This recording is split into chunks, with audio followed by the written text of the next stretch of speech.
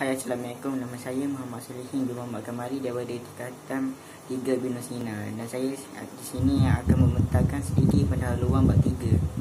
Bab ini mempunyai tentang simpanan dan pelaburan dapat membantu seseorang merancang kewangan. Konsep simpanan dan pelaburan digunakan dalam bidang perbankan, saham, hak tanah, perniagaan, kewangan, perkahwinan dan sebagainya. Kepentingan bab ini ialah mengajar satu tabiat iaitu menyimpan duit untuk kegunaan pada masa hadapan. Sikap menabung yang diamalkan sejak kecil membantu seseorang menghadapi sebarang waktu kecemasan. Pelaburan yang dilakukan oleh seseorang individu haruslah tepat pada masanya mengikut pasaran semasa. Assalamualaikum, nama saya Wan Amhandi bin Mazri dari kelas 3 Ibn Sina. Akan menceritakan tentang simpanan. Maksud simpanan ialah merujuk kepada wang lebihan yang disimpan di dalam peti besi, tabung atau laci. Wang lebihan juga boleh disimpan di bank yang akan memberi pulangan mengikut kadar faedah dan tempoh simpanan. Simpanan mempunyai 3 jenis, iaitu akaun simpanan tetap, akaun semasa. Akaun simpanan, penyimpan akan mendapat faedah atas simpanan. Boleh dilakukan atas talian, iaitu online. Keselamatan wang dijamin oleh Perbadanan Insurans Deposit Malaysia. Akaun simpanan tetap pula, pemegang akaun akan ditawarkan kadar faedah yang lebih kompetitif berbanding dengan akaun simpanan. Jika wang dikeluarkan sebelum tempoh matang, maka kadar faedah yang sepatutnya diterima akan dikurangkan dan akan dibatalkan. Sijil simpanan akan dikeluarkan kepada pemegang akaun. Akaun semasa, simpanan dalam akaun semasa boleh digunakan untuk tujuan peribadi. Faedah tidak akan diberikan mengikut pihak bank. Sebaliknya, dikenakan caj perkhidmatan. Kebiasaannya akaun semasa digunakan oleh para peniaga kerana mereka perlu melakukan pembayaran dengan kerap. Pembayaran tunai dengan jumlah wang yang besar boleh digantikan dengan cek supaya lebih selamat. Assalamualaikum, nama saya Ahmad Azhar bin Ahmad Fuad dari kelas 3 Ibn Sina. Hari ini saya akan terangkan maksud pelaburan, jenis pelaburan serta maksudnya. Pelaburan ialah langkah alternatif untuk mendapatkan pulangan pada masa hadapan dalam bentuk pendapatan semasa dan keuntungan modal. Terdapat 3 jenis pelaburan. 1. Saham. 2. Amanah saham. 3. Hartanah. Saham. Saham bermaksud sesebuah syarikat akan menerbitkan saham bagi tujuan mengumpul modal. Pemegang saham akan menerima pulangan dalam bentuk dividen dan keuntungan modal. Amanah saham. Amanah saham dikendalikan oleh syarikat unit amanah yang diuruskan oleh pengurus profesional yang bertauliah dalam bidang pelaburan.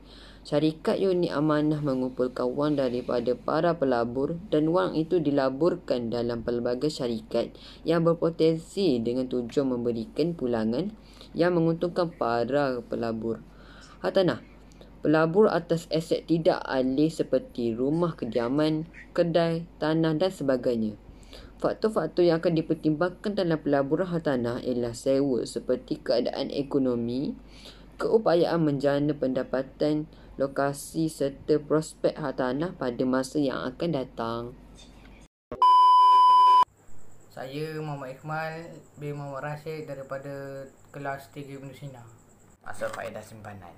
Faedah simpanan merupakan ganjaran yang dibayar oleh institusi kewangan seperti bank kepada penyimpan. Faedah boleh dibagi kepada 2 jenis, iaitu faedah mudah dan faedah kompaun. Faedah mudah ialah ganjaran yang diberikan kepada penyimpan mengikut suatu kadar tertentu ke atas jumlah wang simpanan untuk suatu tempoh masa yang tertentu.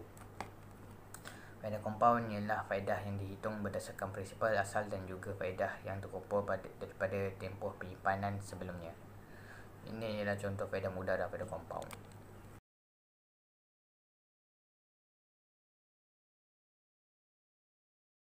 Maksud nilai pulangan pelaburan.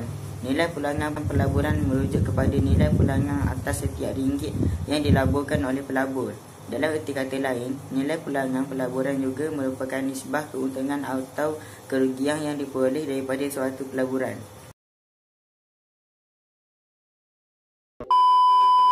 Faktor mempengaruhi nilai pulangan pelaburan. Faktor yang mempengaruhi nilai pelaburan boleh dibahagikan kepada dua, iaitu hartanah dan pelaburan.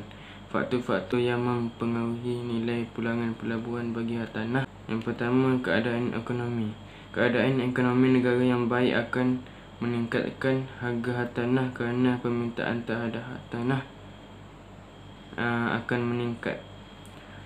Yang kedua, lokasi. Kedudukan hartanah di lokasi yang strategik seperti berhampiran dengan pusat bandaraya yang giat maju mempunyai harga lebih tinggi berbanding dengan hartanah di kawasan luar bandar.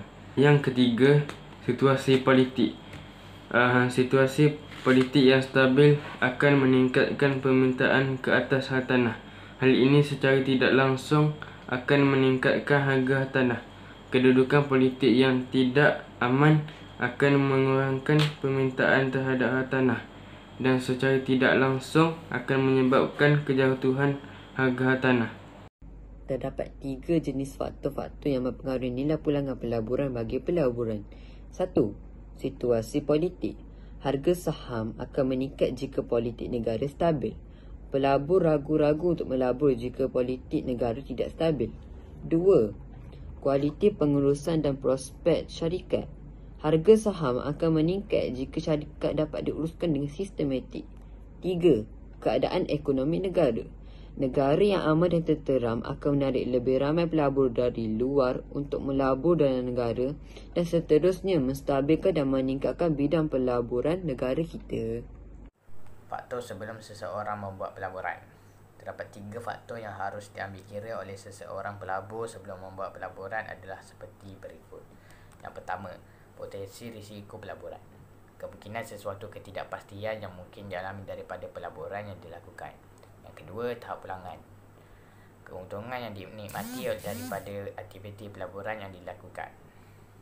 Yang ketiga, aspek kecairan. Berkaitan seberapa segera boleh ditunaikan daripada sesuatu pelaburan atau simpanan tersebut. Maksud strategi pemuratan. Strategi pemuratan merupakan satu teknik yang biasa diamalkan oleh pelabur yang melabur dalam saham dengan iman yang tetap untuk tempoh yang tertentu, seperti bulanan, suku bulanan atau tahunan, tanpa mengambil kira keadaan pasaran saham.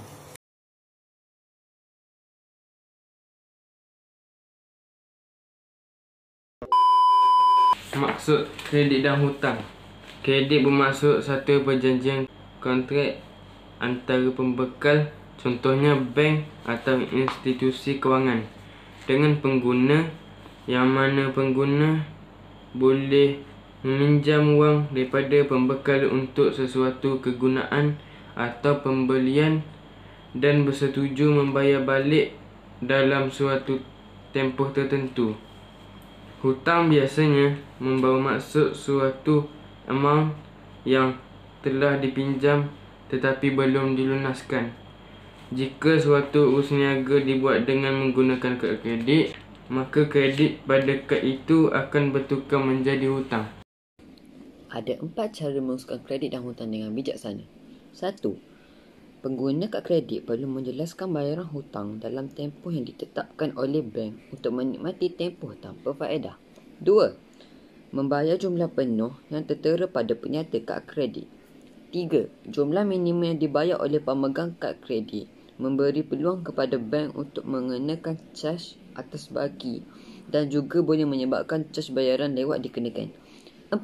Membayar pada tempoh diskaun tunai bagi pembayaran hutang. Kelebihan dan kekurangan kad kredit. Kelebihan kad kredit.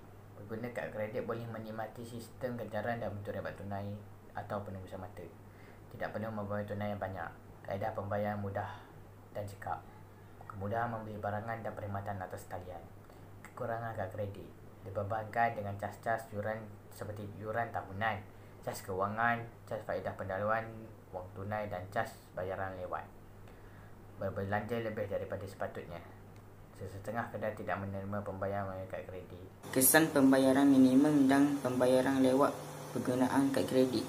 Pemilik kad kredit akan menerima satu penyata kewangan untuk kad kredit setiap bulan.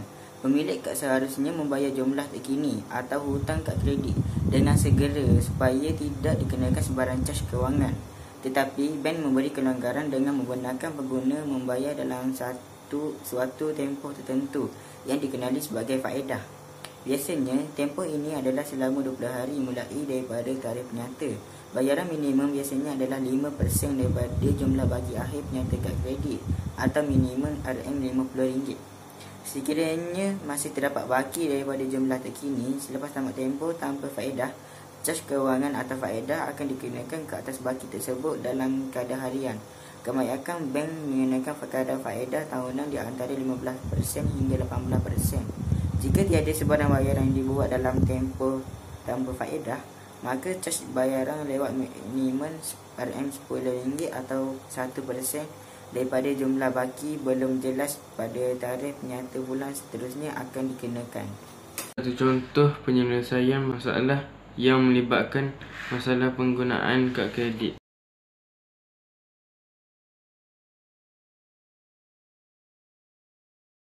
Selepas ini, saya akan tunjukkan contoh soalan faedah kadar sama rata dan faedah atas baki.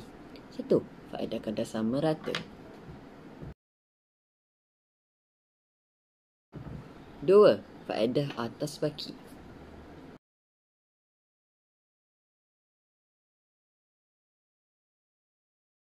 Ini adalah contoh penyesalan masalah yang melibatkan pinjaman. Kesimpulan, dalam bab ini, saya dapat mengenal pasti pelbagai jenis simpanan dan pelaburan. Saya juga dapat membuat pengiraan yang terlibat faedah mudah dan faedah kompaun bagi simpanan dan seterusnya menerangkan kesan perubahan tempoh, kadar faedah atau pulangan dan kekerapan perkompaunan terhadap nilai masa hadapan simpanan. Kemudian, saya membuat pengiraan yang melibatkan nilai pulangan pelaburan dan seterusnya menerangkan faktor yang mempengaruhi pulangan pelaburan serta kesannya. Di samping itu, saya juga dapat menyelesaikan masalah dengan mudah yang melibatkan simpanan dan pelaburan. Selain itu, dalam bab ini menjelaskan maksud kredit dan hutang dan seterusnya menghuraikan pengurusan yang bijaksana tentang kredit dan hutang. Saya juga mengkaji dan menghuraikan kesan pembayaran minimum dan pembayaran lewat bagi pengadaan kad kredit.